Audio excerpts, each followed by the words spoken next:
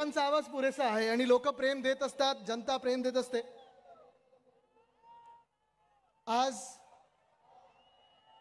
पहिल्यांदा मी दसरा मेळाव्यात भाषण करत आहे, आपल्याला संबोधित करत आहे, आपल्याशी चर्चा करत आहे आणि मनात अनेक आठवणी भरून येतात.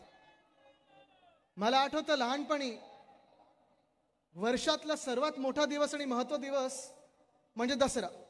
तर दसऱ्याला काय, तर आजाचं भाषण म्हणजे वंदनीय हिंदवी सम्राट बाळासाहेब ठाकरेंचं भाषण ऐकायला लहानपणीपासून अनेकदा इथे समोर बसलेलो आहे.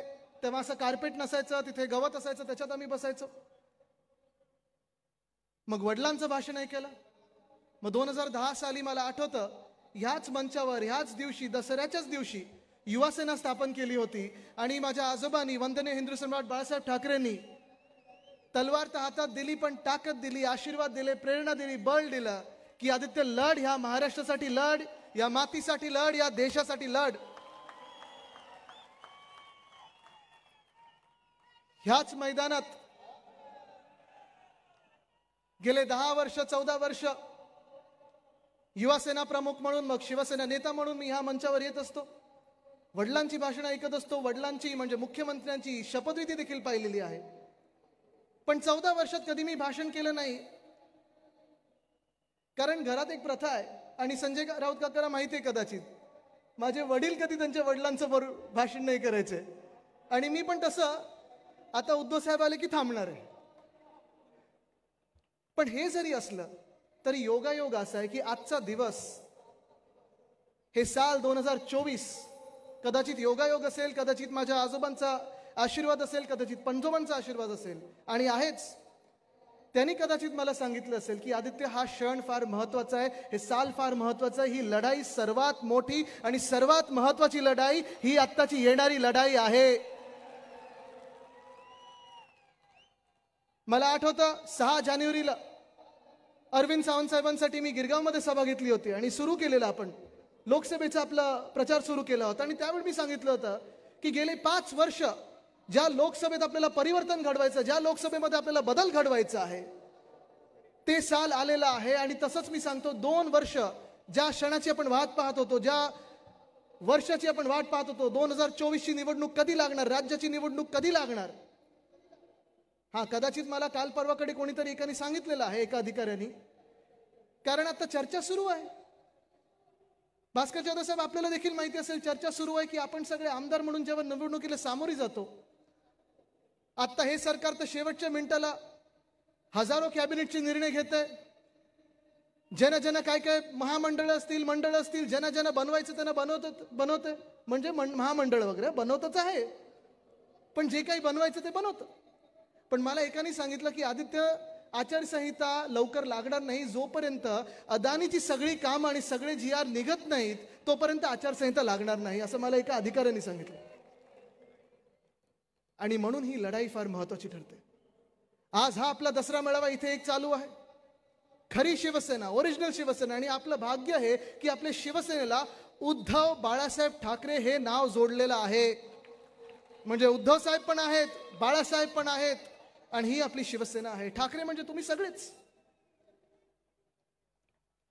पण ही जी लढाई आहे ही महत्वाची एवढ्यासाठी आहे, माझ्यासाठी देखील महत्वाची एवढ्यासाठी आहे, कारण ही लढाई वैयक्तिक नाही, स्वतःसाठी नाही, कुठच्या पदासाठी नाही, सरकार बनवण्यासाठी नाही, तर आपल्याला महाराष्ट्रात ही जी लूट चाललेली आहे, कदाचित सुरतेच्या लूटाचा जो बदला घेत आहेत, ही लूट, हा भ्रष्टाचार, मुंबईची विकत आहेत, हे सगळं रोखण्यासाठी ही महत्वाची निवडणूक आहे. हे तुम्ही ठरवायचं आहे की मुंबईला आपण अदानीच्या घशात घालू देणार आहात की नाही, हे तुम्ही सर्वांनी ठरवायचं आहे. हा निर्णय तुमच्या हातात राहणार आहे. कारण ह्या 2 वर्षामध्ये जर पाहिलं आपण तर 2च गोष्टी झालेल्या आहेत. एक म्हणजे मुंबईची लूट आणि दुसरं म्हणजे महाराष्ट्र असेल, मुंबई असेल, सगळे प्रकल्प असतील, त्यांच्या आवडत्या मित्र कॉन्ट्रॅक्टरच्या घशात घालण्याचं सगळं काम एकनाथ शिंदे करत आहेत, मिंदे सरकार करत आहे. स्वतःसाठी खोके आणि महाराष्ट्राला धोके म्हणून जे करत आहे, ते जर रोखायचं असेल तर आपली ही ताकद जी आहे, ही एकजूट जी आहे, ही कायम ठेवायला लागेल आणि या निवडणुकीत दाखवायला लागेल की हा महाराष्ट्र आहे जो झुकणार नाही आणि कधी विकला जाणार नाही. भ्रष्टाचार, भ्रष्टाचार, भ्रष्टाचार, किती भ्रष्टाचार पाहायचं. आधी हे भाजपवाले जेव्हा यायचे आपल्याकडे आणि सभा घ्यायचे तेव्हा ते एक एक भ्रष्टाचारचं A to Z काढायचे, A for, B for, C for. पण राजन विचारे साहेब, जर आता आपण पाहिलं, एकनाथ शिंदेनी, मिंदे सरकारनी, या भाजपनी, या खोके सरकारनी जेवढे ह्या महाराष्ट्रात भ्रष्टाचार करून लुटलेला आहे, तर Aचा जर आकडा करायचा असतील तर 100 भ्रष्टाचार असतील, Bचा जर आकडा करायचा असतील तर 100 भ्रष्टाचार असतील. असे A to Z हे कितीतरी आपण पाहिलं तर प्रत्येक अक्षराला वेगळे असे अनेक भ्रष्टाचार करून ठेवलेले आहेत. मुंबईचं जर म्हणायचं झालं तर मागच्या वर्षी असेल किंवा ह्या वर्षी असेल, 2 मोठे घोटाळे रस्त्यांचे झाले. तिथे मुंबईकर किती जरा हात वरती करून मला दाखवा. आहात ना तुम्ही सगळे मुंबईकर? तुम्ही मला सांगा, मागच्या वर्षी जो रस्त्याचा घोटाळा मी उघड केला, पत्रकार परिषद घेतली, 15 जानेवारीला मी भ्रष्टाचार तो उघड केला होता आणि त्यावेळी प्रधानमंत्री महोदयाने सांगितलं होतं की प्रधानमंत्री महोदय, ह्याच्यात नाव तुमचं खराब होणार आहे, बदनामी तुमची होणार आहे, तुमच्या हातातून हे भ्रष्टाचारी काही कामं करून घेत आहेत, तुमच्याकडून भूमिपूजन ज्या गोष्टींची करत आहेत, कधी ती गोष्ट होणार नाही. या मुंबईत ही कामं कधी सुरू होणार नाहीत. पण रावते साहेब, 6000 कोटीचा मागचा घोटाळा रस्त्यांचा जेव्हा मी हा घोटाळा उघड केला तेव्हा मुंबई महानगरपालिकेला मान्य करायला लागलं आणि 1000 कोटी मुंबईचे वाचवायला लागले, मुंबईचे कमी करायला लागले. आणि तरी देखील मी आज सांगतो, अजूनही 5000 कोटीचा घोटाळा हा आपल्या डोळ्या देखत आहे. एक तरी रस्ते ह्या मुंबईत गेल्या 2 वर्षात नवीन झाले का मला सांगा? कोणाचं तरी भाषण ऐकलेलं मी, 2 वर्षात, मग परत शर्ट खाली खेचायचा आणि म्हणून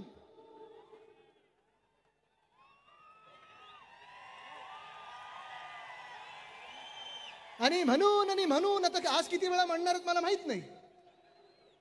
पण असे म्हणत आपल्याला आपल्यामध्ये व्यस्त ठेवत, आपल्याला जातीय दंगलींमध्ये असेल, धर्मांच्या दंगलींमध्ये असेल, काही वादांमध्ये असेल, काही वेगळ्या विचारांमध्ये असेल, आपल्याला व्यस्त ठेवून हे खोके सरकार जे आहे, 50 खोके तर खाल्ले, पण प्रत्येक दिवशी हे सरकार खोके महाराष्ट्रातून काढत आहे, मुंबईतून काढत आहे. जसा मागच्या वर्षीचा रस्त्याचा घोटाळा होता, या वर्षी देखील त्यांनी 6000 कोटीचा रस्त्याचा घोटाळा केलेला आहे. मी आज मुंबई महानगरपालिकेच्या आधीच्या पण आयुक्तांना सांगत आहे आणि आत्ताच्या पण आयुक्तांना सांगत आहे, याद राखा, जर तुम्ही याच्यावर सही केली तर 1 तरी रुपया तुम्ही त्या कॉन्ट्रॅक्टरना दिला, 1 तरी रुपया तुम्ही या खोके सरकारला दिला. एका महिन्यात आमचं सरकार येत आहे, आल्यानंतर तुम्ही विचार करा, आत राहायचंय की बाहेर थांबायचंय. पण एक सुद्धा गोष्ट अशी नाही याची त्यांनी सोडली नसेल. प्रत्येक गोष्टी, तो आनंदाचा शिदा काय त्याच्यात घोटाळा, युनिफॉर्म असेल त्याच्यात घोटाळा. आज महाराष्ट्रात जाऊन पहा, शाळेचे युनिफॉर्म कितीतरी लाख देणार होते, पण एक तरी विद्यार्थ्याला युनिफॉर्म मिळालाय का ते पण दाखवलं. बघा क्वालिटी आहे, स्टँडर्ड आहे. काय क्वालिटी, काय स्टँडर्ड. दोन्ही वेळा जेव्हा डॅव्हॉसला तुम्ही गेलात, देसाई साहेब, तुम्ही आणि मी आपण गेलो होतो डॅव्हॉसला, बरोबर आहे ना? आणि तेव्हा देसाई साहेब जेव्हा उद्योग मंत्री होते, त्या डॅव्हॉस मधून आमच्या एका दौऱ्यातून, 4 दिवसाच्या दौऱ्यातून आम्ही या महाराष्ट्रासाठी 80,000 कोटीची गुंतवणूक आणून दाखवली होती. पण हेच मिंदे सरकार, हेच खोके सरकार गेलं डॅव्हॉसला. मागच्या वर्षी पण गेलं, या वर्षी पण गेलं. आणि तुम्हाला आश्चर्य वाटेल, 24 तासात आणि दुसऱ्या वेळी 28 तासात 40 ते 45 कोटी ह्या 2 दिवसाच्या दौऱ्यांमध्ये उडवलेले आहेत. 40 ते 45 कोटी. खैरे साहेब, शक्य आहे का एवढं उडवणं? शक्यच नाहीये. पण ह्या माणसांनी उडवून दाखवले. आज आपण बघतोय आनंद शिदात घोटाळा, युनिफॉर्म मध्ये घोटाळा, रस्त्यामध्ये घोटाळा, स्ट्रीट फर्निचर मध्ये घोटाळा, झाडांच्या कुंड्यांमध्ये घोटाळा, झाडं लावण्यात घोटाळा, मुंबईचे कुठचेही महामार्ग असतील घोटाळा, सॅनिटरी पॅड वेंडिंग मशीन मध्ये घोटाळा, सॅनिटरी पॅड मध्ये घोटाळा तर एवढे घोटाळे झालेले आहेत की अनेक फायली आपल्याकडे पडलेल्या आहेत. मी तर वाट पाहतच आहे, आपलं सरकार आल्यानंतर प्रत्येकाची फाईल काढणार आहे. मग तुम्ही मंत्री असाल ह्या सरकारमधले, तुम्ही राजकीय लोक असाल किंवा अधिकारी असाल, हा महाराष्ट्र तुम्हाला सोडणार नाही, आत टाकल्याशिवाय थांबणार नाही. ही लूट आज आपल्याला थांबवायची. एका बाजूला आपण पाहतोय सगळं काही ओरबडलं जात आहे, जे काही यांच्या घशात नाही जात ते गुजरातच्या घशात जाते. गुजरातची आपलं काही वैयक्तिक वाद नाही, गुजरातची काही वैर नाहीये. पण मला राग ह्या गोष्टीचा येतो आणि मी नडतो त्या गोष्टींसाठी, जेव्हा आमच्या हक्काचं तुम्ही गुजरातला खेचून नेता, ओरबडून नेता, त्या गोष्टीसाठी मी लढणार म्हणजे लढणार. आज मी तुम्हाला विचारते, इकडच्या तरुणांना विचारते, तुम्ही माझी साथ आणि सोबत देणार की नाही? आज इथे महाराष्ट्रात फिरत असताना, संपूर्ण महाराष्ट्रात फिरत असताना आदेशजी गेले 2 वर्ष आम्ही प्रत्येक जिल्ह्यात गेले, प्रत्येक तालुक्यात गेले, मध्ये शेतकऱ्यांसाठी असेल, कधी महिलांवर अत्याचार झाले त्याच्या विरोधात लढायला असेल, किंवा मग कोकणमध्ये छत्रपती शिवरायांचा पुतळा, जिथे ह्या माणसांनी, एकनाथ शिंदेजींनी घोटाळा केला, त्या पुतळ्यामध्ये देखील शिवरायांच्या पण पुतळ्याला सोडलं नाही. म्हणजे तुम्ही एका बाजूला बघा, गुजरातमध्ये स्टॅच्यू ऑफ युनिटी आहे सरदार वल्लभभाई पटेलांचा, कितीतरी फुटाचा तो पुतळा आहे, अजूनही आहे, तसाच आहे, तिथे घोटाळा नाही केला. पण आपल्या छत्रपतींच्या पुतळ्यात त्यांनी घोटाळा केला. ही भाजप आहे आणि हे मिंदे सरकार आहे. असलं मिंदे सरकार आणि भाजपला तुम्ही कधी मतदान करू शकाल का? जे लोक आपल्या छत्रपतींच्या पुतळ्याला सोडू नाही शकत, तिथे देखील घोटाळा करतात आणि मग सांगतात दुसरे ते मंत्री आहेत ते असे चष्मा खाली करून बोलणारे. ह्याच्यातून काहीतरी चांगलं निघेल, वाईटातून काहीतरी चांगलं निघेल. काय चांगलं निघेल ह्याच्यातून? टेंडर मोठ्या पैशाचं काढलेलं आहे तुम्ही, पण आज देखील तुम्हाला सांगत आहे की हा महाराष्ट्र विसरणार नाही. तुम्हाला शिक्षा देणार म्हणजे देणारच, आणि शिक्षा म्हणजे एक तर घरी बसवणार, नाही तर जेलमध्ये बसवणार. पण आमच्या महाराष्ट्रामध्ये जी लूट तुम्ही वाचवलेली आहे, जो भ्रष्टाचार तुम्ही केलेला आहे, आणि ज्या तरुणांना तुम्ही बेरोजगार म्हणून या रस्त्यावर सोडलेला आहे, हा महाराष्ट्र कधी माफ नाही करणार. मला जास्ती वेळ घ्यायचा नाहीये, उद्धव साहेब आता येणारच आहेत. पण एक सगळ्यात महत्त्वाचा विषय जो मला महाराष्ट्रात जाणवतो, तो प्रत्येक जिल्ह्यात जाणवतो, तो प्रत्येक शहरांमध्ये जाणवतो, प्रत्येक गल्लीत जाणवतो, प्रत्येक घरात जाणवतो, तो म्हणजे आज महाराष्ट्रात लाखो तरुण पोरपोरी आहेत, तरुण मुलं मुली आहेत, जे शिकलेले आहेत, शिक्षण चांगलं घेतलेलं आहे, जॉबसाठी फिरत आहेत, पण नोकऱ्या कुठेही उपलब्ध नाही आहेत. विनायक राऊत साहेब आपल्या मतदारसंघात असेल, म्हणजे चांदा ते बांधाचं पूर्ण आपण महाराष्ट्र पाहिला, प्रत्येक जिल्ह्यामध्ये असेल. या गेल्या 2 वर्षामध्ये खरं जर आपण महाविकास आघाडीचा काळ बघितला तर 6.5 लाख कोटीची गुंतवणूक एका व्यक्तीच्या नावावर आणि एकावर विश्वास होता. तो विश्वास सगळ्या उद्योगपत्यांचा उद्धव बाळासाहेब ठाकरे ह्या व्यक्तीवर होता, म्हणून ही गुंतवणूक महाराष्ट्रात आणू शकलो आपण. 6.5 लाख कोटीची गुंतवणूक आणू शकलो होतो. पण ह्या गेल्या 2 वर्षामध्ये आपण पाहतोय जे महाराष्ट्राला लुटण्याचं काम चालू आहे, 1 CM आणि 2.5 DCM, त्यांमध्ये जी रस्सीखेच चालू आहे की मला मिळतात की तुला मिळतात, तुला मिळतात की मला मिळतात खोके. आपल्या महाराष्ट्रातून अनेक उद्योगधंदे हे गेलेत ते पलीकडे गुजरातला गेलेत. पुणे जिल्ह्यामध्ये जो वेदांता फॉक्सकॉनचा प्रकल्प येणार होता, नेला कुठे? गुजरातला. आणि पाठवला कोणी? तर मिंदे सरकारने पाठवलाय. ह्याच मिंदे सरकारने, ह्याच घटनाबाह्य मुख्यमंत्र्यांनी. जो विदर्भामध्ये एअरबस टाटाचा प्लांट येणार होता, तो नेला कुठे? गुजरातला पाठवला. आणि पाठवला कोणी? ह्याच मिंदे सरकारने पाठवलाय, निर्लज्ज मिंदे सरकारने पाठवलेला आहे. जो बल्क ड्रग पार्क आपल्या छत्रपती संभाजीनगरच्या जिल्ह्यात येणार होता, तो पाठवला कुठे? गुजरातमध्ये. पाठवला कोणी? तर मिंदे सरकारने पाठवलेला आहे. जो आपल्या रायगड जिल्ह्यामध्ये मेडिकल डिव्हाइस पार्क येणार होता, तो देखील पाठवला कुठे? तर गुजरातमध्ये पाठवला. पाठवला कोणी? तर मिंदे सरकारने पाठवलेला आहे.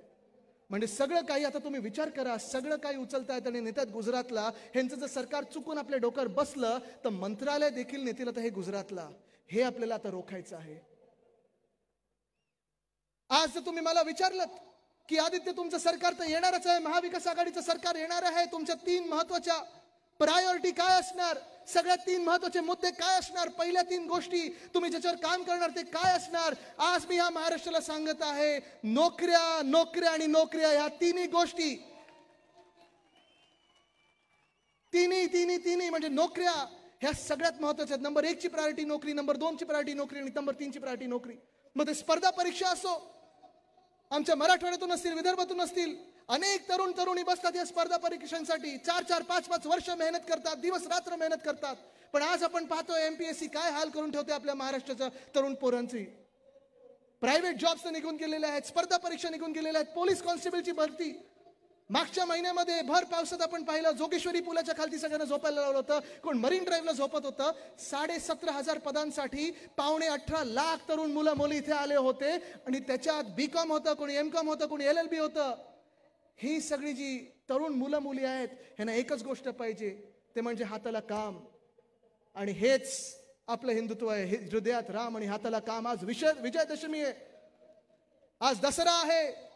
आपल्याला जो विजय प्राप्त करायचा आहे तो ह्या सगळ्या मिंदे सरकारच्या, खोके सरकारच्या, जे काही अवगुण, जे काही भ्रष्टाचार, जे काही बेरोजगारी, जे काही अत्याचार ह्या महाराष्ट्रात त्यांनी आणून ठेवलेले आहेत, ही 10 डोकी जी आहेत त्यांची, ती चित्त करायची आहेत आपल्याला.